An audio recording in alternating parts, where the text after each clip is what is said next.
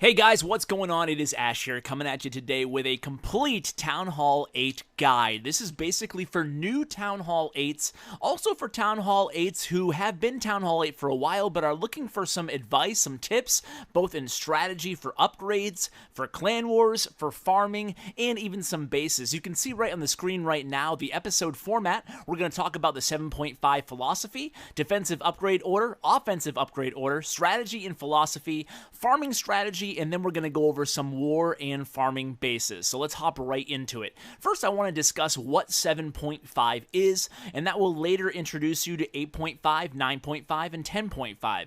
So the 0.5 strategy is really just a fancy way of saying prioritizing offensive upgrades over defensive upgrades. Now, why would somebody want to do that? Well, namely because if you're more of a clan war oriented person, you have 2 attacks and you only have to defend once. That's the most simplistic way to put it. So basically, you have the opportunity to get 6 stars in war if everything goes perfectly, and you only have the liability of giving up to 3 stars in war. So a lot of people with that in mind will start upgrading their dragons and their hogs right away to try to give them that upper hand advantage in those clan wars. Now, when it comes to defenses, those people who are going the 7.5 route will start upgrading their lowest war weight defenses first, and then they'll end with their highest war weight defenses. Now, what is war weight and what does it even matter? Well, basically, Clan War, the matchmaking algorithm, is going to select your most high power defenses, and they place a higher value on those defenses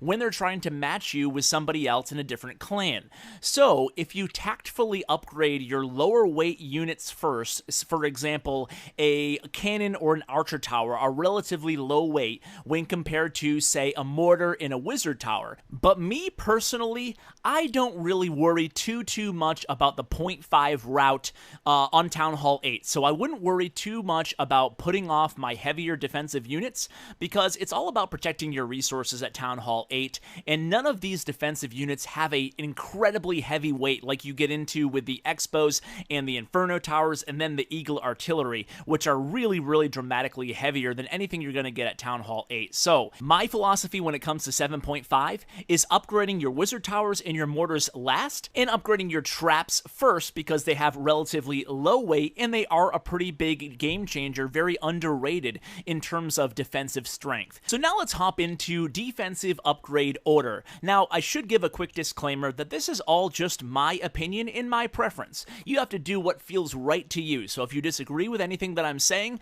by all means, go ahead and choose whatever route you think is the best for you and your play style.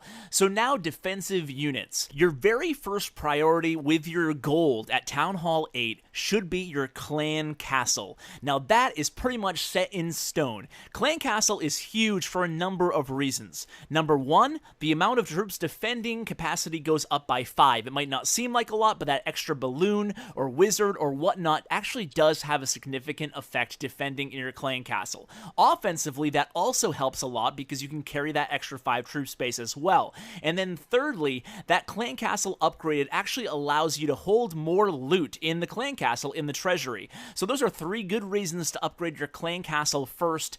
Every single town hall level, I always upgrade my clan castle first. So while your clan castle is upgrading, then you want to start building your new units defensively. So that includes your new walls, your new archer tower, your new air defense, your new wizard tower, and then your new storages. So you have your 4th storages on the map. After that, you can go ahead and rearrange your village and actually build a real Town Hall 8 base. Reminder that I do have the bases at the end of this episode if you want to have a good farming base or a good war base. Now, I would hold off on the hidden Teslas.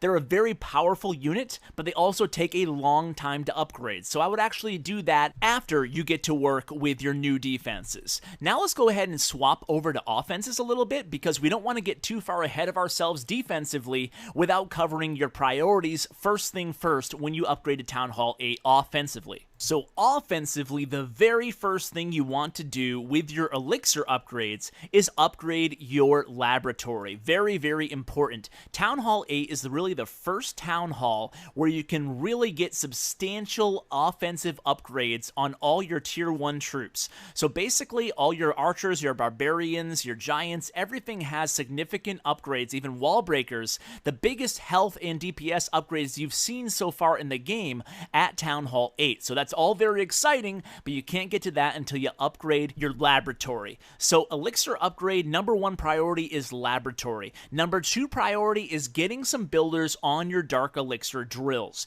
Dark elixir drills are very underrated pretty much at every town hall level, upgrading them. You can upgrade your brand new dark elixir drills all the way to level 3 at Town Hall 8. Now you may or may not know, but a dark elixir drill at level 3 can give you over 1,000 dark elixir a day.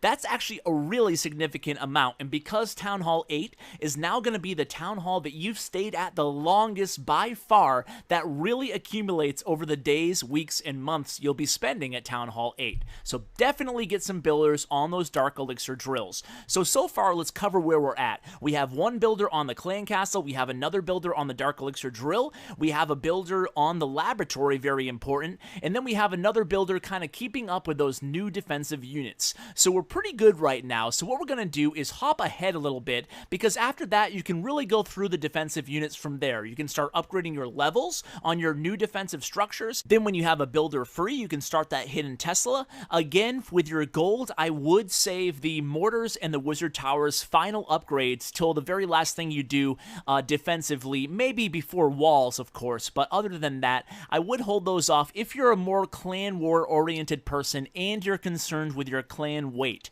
Otherwise, go ahead and add those and upgrade them ad hoc. Now, before I move on to offense, I should also notate that your air defenses are going to be one of your most important defenses at Town Hall 8 because of the popularity of dragon attacks. So make sure you don't neglect your air defenses and get to them right after your traps. Okay, so we've set the table pretty nicely here for the first week or so being a brand new Town Hall 8. Now let's talk a little bit more about your Dark Elixir and your Elixir upgrade strategies. So with Dark Elixir, it's very important to prioritize your Barbarian King. You want to get him up to level 5 so you can unlock the Iron Fist ability, which is really important in Clan Wars. Every 5 levels of your Barbarian King, the Iron Fist ability will go up 1 additional level. So getting him to level 10 should be a pretty big priority for your Dark Elixir at Town Hall 8. But if your Barbarian King is priority 1A, then a really close 1B, some might even argue 1A, would be your Hog Riders. Getting the Hog Riders to level 4 and level 5 should be very, very important. Now, it's a real coin flip, and it depends a lot on your resources, what you upgrade first in your new laboratory. You can either upgrade your dragons, or you can upgrade your Hog Riders, depending on how much Dark Elixir versus Elixir you have handy. Now, dragons are very, very popular, and they're a large staple of all attacks at Town Hall 8, especially when you're starting out. But eventually, you're going to want to get your hogs to level 4 as soon as possible. You know, almost every single advanced strategy for Town Hall 8 and then on to Town Hall 9 includes Hog Riders, so it's very important that your number 1 offensive strategy goal at Town Hall 8 is to learn how to properly use Hog Riders. I cannot emphasize that point enough, guys. So, a good strategy would be to upgrade your dragons to level 3 first, that way you can get by for a little while you're upgrading your Hog Riders to level 3 and then to level 4. You can do hog attacks with level 3 Hog Riders, but obviously they're a bit better and you can tackle max bases a bit easier with level 4 Hog Riders. So in the meantime, while you're upgrading your dragons and your Hog Riders, you want to be thinking about getting your Dark Spell Factory on the map and getting it upgraded, because you're going to want to have access to that poison spell, especially an earthquake spell to use in combination with these dragon attacks, and then you can start focusing in on your lightning spell, getting that to level 5. That way you can take down these air defenses on these more advanced dragon raids, and then from there you can really just go down the list of these troops depending on your own personal preference when it comes to farming and when it comes to clan war attacks. Me personally, I like go Va-Ho and go Va-Lo, so I would concentrate on getting my Valkyries and my balloons up after I have the dragons, the lightning spell, and the dark spell factory, and the Hog Riders all up to level. Luckily, two of your very most important units in the entire game don't have upgrades, or maybe unluckily, they don't have upgrades at Town Hall 8, and those are your army camps and your spell factory, so you don't have to worry about those when it comes to elixir. So concentrate with your spare golden elixir, concentrate on upgrading those mines and those elixir pumps at the same time. And never forget the golden rule for farming and upgrading, guys. Always, always, always keep that laboratory going. That is by far your most important duty as a farmer and as a player upgrading your base in Clash of Clans. Always keep that lab going. Make sure you have more offensive troops and spells upgrading at all times. Now, how are you going to do that? What is the best farming method at Town Hall 8? Well, that could be an episode in itself. So what I'm going to do is link a few farming methods in the description below, but I'll also touch on a few briefly right now. So the more frequently you can raid, the cheaper and the faster the training time on the army that you're using should be. So if you can raid several times an hour or even more for boost sessions, you can basically cook up just a few giants and a bunch of goblins. Go ahead and Google search Goblin Knife and you'll be good to go. If you're the type of player who can't play for long stretches or get many raids in a day, you can use a heavier army, so you can cook up some giants and maybe healers, and even add in a few wizards if you want to, and then you have to be much more selective on the bases that you hit to make sure you get enough loot to cover for your more expensive army. No matter what type of player you are, I always advise cooking up a little bit stronger of an army to have ready to go in the morning. So before you go to sleep, cook up some wizards, add a couple giants, maybe even a few healers to your army. That way when you wake up, you can make your first raid of the day a really lucrative one by hitting a base with a lot of resources. So what about attack strategy for Clan Wars? Well, as we discussed earlier, you want to start out basically by using those level 3 dragons and doing a bunch of dragon attacks. I'll go ahead and link a few videos in the description below for dragon attacks, and then for more advanced hog attacks for Goho and Go-Vaho, and there's all kinds of possibilities. You're seeing on the screen right now even using bowlers in your clan castle, which if you have access to them can be a very dominating attack at Town Hall 8. So there's a lot of possibilities, and I'll link those videos for more advanced tutorials in the description below. But suffice it to say, you're going to want to prioritize moving in from dragon attacks to two-phase attacks where you set the table and then unleash a kill squad to do most of the damage, and then even add in back-end hogs. So we'll cover all that stuff in a video to come, but for now, let me go ahead and leave you guys off with a couple farming bases, followed by a bunch of war bases if you're looking for some solid anti-3-star war designs. I'm also going to include a couple war bases with an unlurable clan castle. Luring the clan castle is very important at Town Hall 8. It's really one of the last remaining Town Hall levels where luring the clan castle is going to be advised on almost every single raid. Why? Because you have a lot of time at Town Hall 8. At Town Hall 9, there starts to be so many defensive priorities where you don't always necessarily have enough time to lure and kill the clan castle. So guys, this is going to do it for my Town Hall 8 guide. I hope you were able to learn a new tip or two, and if you want to see a guide for a different Town Hall level, let me know in the comments below, guys. I look forward to reading them,